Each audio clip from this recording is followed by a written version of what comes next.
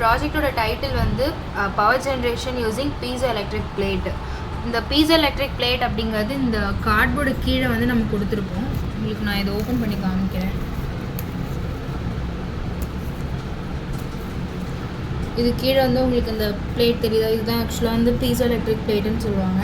இதேமாதிரி நான் ஒரு 6 பிளேட் வந்து இந்த இடத்துல ஃபுல்லாக ப்ளேஸ் பண்ணியிருக்கேன். ப்ளேஸ் பண்ணிவிட்டு அதை சீரீஸில் வந்து கனெக்ட் பண்ணியிருப்போம். ஓகேங்களா, வயர் யூஸ் பண்ணி.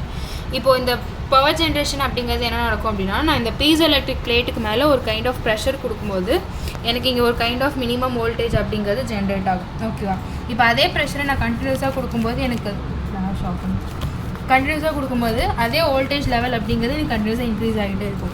அப்போது இது மேலே சம்திங் மேபி ஏதாவது ஒரு ஃபோர்ஸ் கொடுக்குறாங்க, இல்லை ஃபோர்ஸ் கொடுத்து ஏதாவது நடந்து போகிறாங்க, அந்த மாதிரி கேசஸில் நமக்கு என்ன ஆகும்னா ஒரு வோல்டேஜ் அண்ட் கரண்ட் அப்படிங்கிறது ப்ரொடியூஸ் ஆகும். இப்போ இந்த கரண்ட் யூஸ் பண்ணி நம்ம என்ன பண்ணியிருக்கோம்னா இந்த இடத்துல ஒரு ஸ்ட்ரீட் லைட் செட்டப் மாதிரி காமிச்சிருக்கோம்.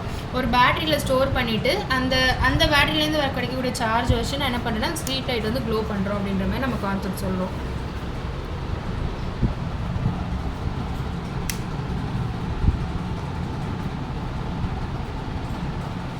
இது எப்படி அமுத்தணுங்கிறத உங்களுக்கு கொஞ்சம் ஜூம் விளக்கும்.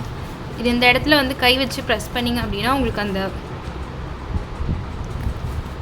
எல்இடி க்ளோ ஆகுறது தெரியும்.